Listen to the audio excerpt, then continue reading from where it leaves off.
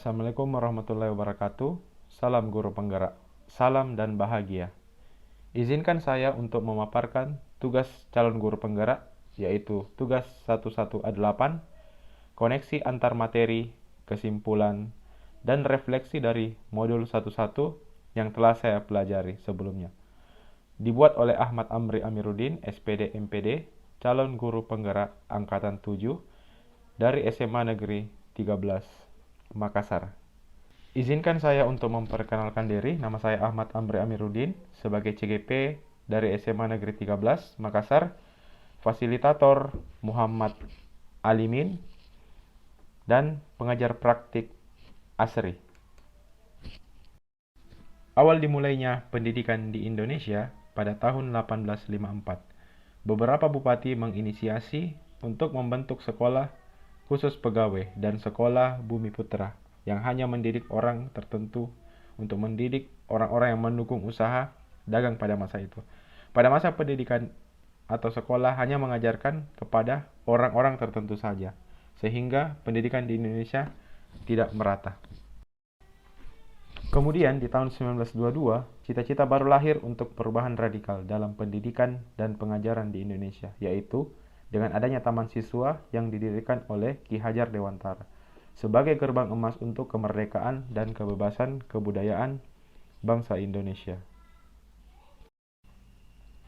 Taman siswa dibentuk karena pada awal masa pendidikan di Indonesia, sistem pendidikan pada saat itu materialistik, individualistik, dan intelektualistik.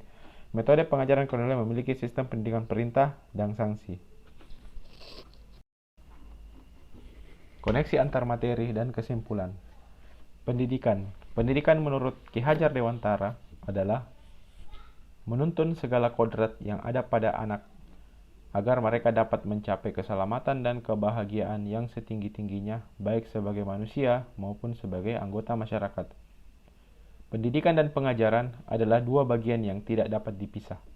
Pendidikan adalah keseluruhan yang ada di dalam pengajaran, sedangkan pengajaran adalah proses dalam memberikan ilmu baik lahir maupun batin. Awal mula terbentuknya Taman Siswa mengimplementasikan metode Montessori dan metode Froebel.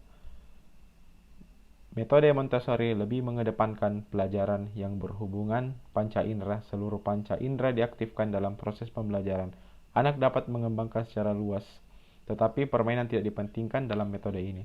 Sedangkan dalam metode Froebel, sama seperti metode Montessori, yaitu menjadikan panca indera sebagai konsentrasi pembelajaran. Melanjutkan dari pembahasan sebelumnya, menurut pemikiran Ki Hajar Dewantara, pendidikan adalah tempat persemaian benih-benih kebudayaan dalam masyarakat.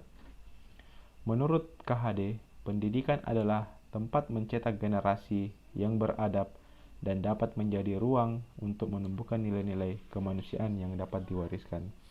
Maksud dari perkataan KHD di sini adalah guru ibarat seorang petani, yang dimana petani tersebut akan menanam benih-benih yang baik maupun yang benih yang kurang baik, tetapi ketika tempatnya subur dan bagus, maka akan menghasilkan tanaman-tanaman yang baik pula.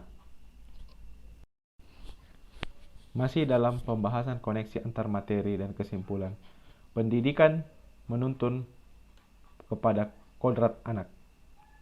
Pendidikan yang menuntun kepada kodrat anak, Ki Hajar Dewantara menjelaskan tujuan dari pendidikan adalah menuntun segala kodrat anak agar dapat mencapai keselamatan dan kebahagiaan yang tinggi baik sebagai manusia maupun sebagai anggota masyarakat. Dalam menuntun seorang anak, Ki Hajar Dewantara mengibaratkan seorang pendidik seperti seorang petani, seperti yang saya bahas sebelumnya, dan anak itu seperti biji tumbuhan yang akan disemai. Biji tersebut ditempatkan di tempat yang baik, subur, dan dekat dengan sumber air, serta mendapatkan sinar matahari yang baik, maka akan menghasilkan tanaman atau tumbuhan yang baik pula. Bahkan jika biji tersebut kurang baik, namun ditempatkan pada tempat yang baik sesuai dengan kondisi di atas, maka dapat juga tumbuh dengan baik. Demikian sebaliknya, jika biji tersebut tidak disemai dengan baik, ditempatkan dengan tanah yang kurang subur, matahari yang kurang, serta kekurangan. Meskipun bibitnya tersebut baik, maka tanaman yang dihasilkan tidak akan optimal.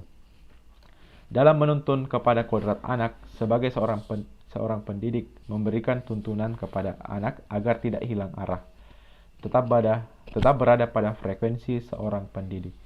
Anak akan dapat mencari kemerdekaan dirinya sebagai seorang yang berdiri sendiri, dan anak dapat mengelola dirinya untuk hidup bersama dengan orang lain.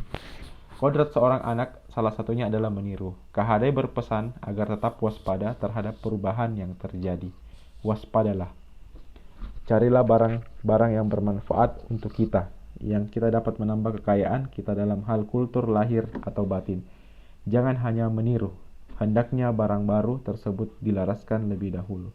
Meniru di sini yaitu mencontoh, yaitu tidak baik dan menjadikan sebagai jalan hidup.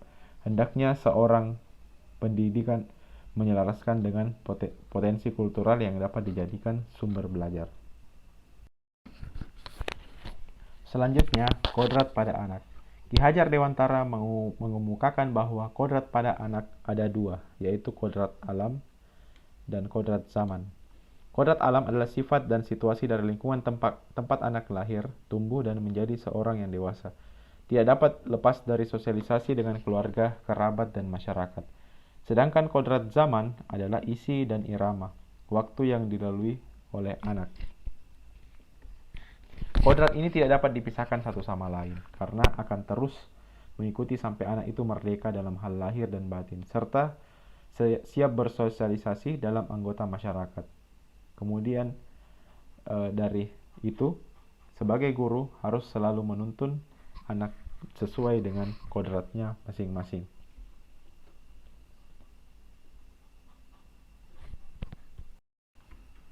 Pada bagian refleksi diri, apakah yang Anda percaya tentang murid dan pembelajaran di kelas sebelum Anda mempelajari modul 1-1? Baik, jawaban dari saya yaitu kegiatan pembelajaran di kelas masih cenderung kepada aktifnya saya menjelaskan langsung ke murid, sehingga murid cenderung pasif dalam pembelajaran. Yang B, apa yang disampaikan oleh saya di dalam pembelajaran itu juga harus diikuti oleh murid. Jika guru menggunakan cara A, maka harus mengikuti cara A juga. Tidak ada kesimpulan atau umpan balik setelah pembelajaran. Semua nilai di dalam kelas ada nilai dari pelajaran yang didapatkan murid, bukan dari aspek nilai yang lain. Yang bagian D, saya selalu memaksakan tugas selesai pada kurun waktu tertentu dan tidak menolerir juga terdapat siswa yang lambat kumpul tugas. Bagian E, kegiatan pembelajaran selalu terfokus di dalam kelas. Pertanyaan yang kedua, apa yang berubah dari pemikiran atau perilaku Anda setelah mempelajari modul ini? Jawaban saya di sini, setelah saya membuka dan mempelajari modul 1-1 tentang filosofi pemikiran Ki Hajar Dewantara, saya merasa bahwa tugas guru sangat mulia. Guru ibarat seorang petani yang siap untuk merawat tanamannya dengan baik dan ikhlas, sehingga di kemudian hari petani tersebut dapat memanen dan memetik tanamannya dari hasil jerih payahnya. Saya yakin bahwa pendidikan dan pengajaran adalah hal yang tidak bisa dipisahkan satu sama lain. Pendidikan dan pengajaran adalah mengantar anak-anak menuju kemerdekaan individualnya maupun dalam beranggota masyarakat. Untuk pertanyaan ketiga, apa yang dapat segera Anda terapkan lebih baik agar kelas Anda mencerminkan pemikiran KHD?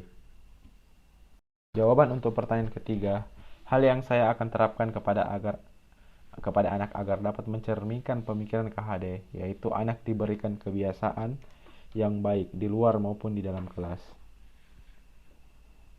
Penerapan 5S, senyum, salam, sapa, sopan, dan santun. Penerapan ini ketika di awal pembelajaran, saya harapkan dapat meningkatkan minat anak dalam belajar dan menciptakan ketenangan dalam belajar. Demikian penjelasan saya tentang tugas dari 1188. Salam guru penggerak. Salam dan bahagia.